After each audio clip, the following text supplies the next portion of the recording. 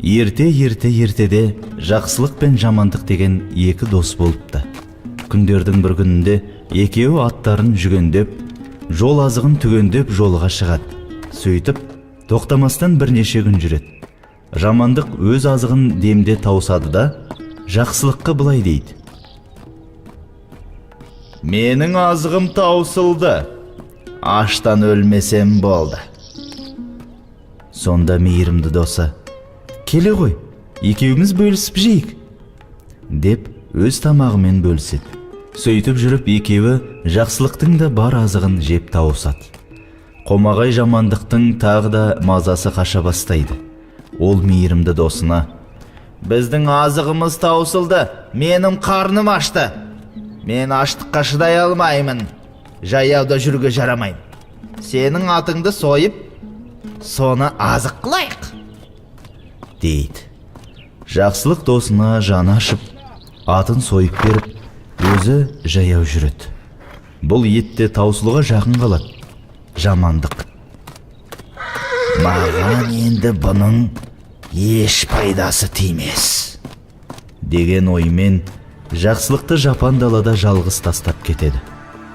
Жалғыз қалған жақсылық арып ашып, әбден қалжырап келе жатып, айдаладағы бір лашыққа кезігеді. Ішіне кірсе тірі жан жоқ, бірақ ортада асылған ет толы қазан қайнап тұр. Ол бұл не қылған тамақ деп саусағының ұшымен дәмін татып көреді, лашықтың төбесіне шығып жатады.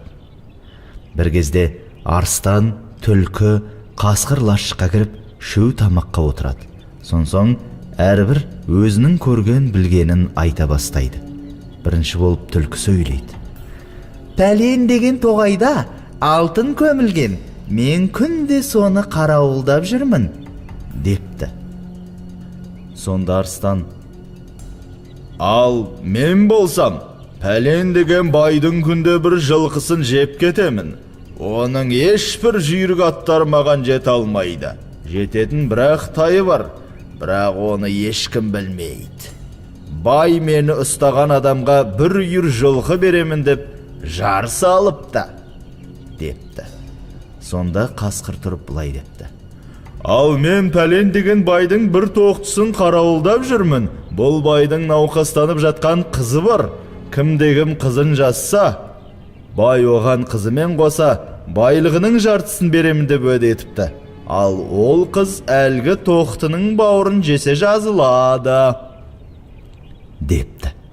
Жақсылық бұлардың әңгімелерін естіп алып, таң атысымен жолға шығып, олардың айтқан нәрселерін айнытпай орындап, байлыққа кенеледі.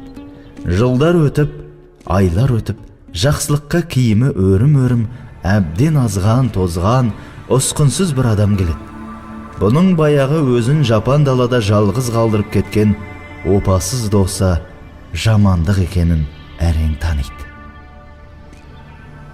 Жамандық мүләйімсіп: «Жақсылық жанау, мен саған жамандық қыламын деп осындай халге түстім.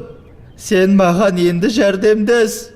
Бұл дәулетті қайдан тапқаныңды айтшы», депті. Сонда жақсылық: «Атам қазақ таспен атқанда аспен ат деген. Сен маған жамандық істегенмен, мен саған жақсылық істеймін», деп өзінің бастан өткен оқиғасын айтып береді. Сосын: «Сен қазір мына жолмен жүре берсең, алдыңнан лашық шығады. Ол лашықтың ішінде асулы бір қазан ет тұрады. Бірақ сен ол етті жеме. Тек саусағыңның ұшымен дәмін татта, үйдің төбесіне шығып жат. Сонда түлкі, қасқыр, арыстан келеді. Сен олардың әңгімесін тыңдай бер. Олар кеткеннен кейін естіген сөздеріне орай әрекет етсең, сен де байлыққа кенелесің», дейді. «Жарайды», дейді де баяғы лашыққа барып кіреді. Жақсылық айтқандай қазан толы ет асулы тұр екен. Қызығып кетіп, шыдай алмай: «Мына бір жілігін жейінші», деп еттен жеп, сорпасынан да 5-6 рет ұрттап алыпты. Сөйтіпті де үйдің төбесіне шығып жатыпты.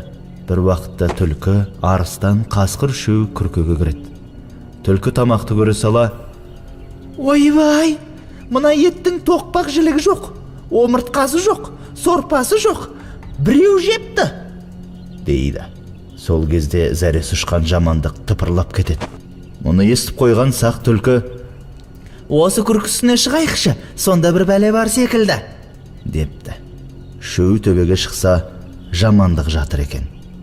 Олар жамандықты бас салыпты. Сөйтіп, жақсылығынан өмір сүріп, мақсат мұратына жетіпті. Жамандық жамандығынан ит құсқа жем болып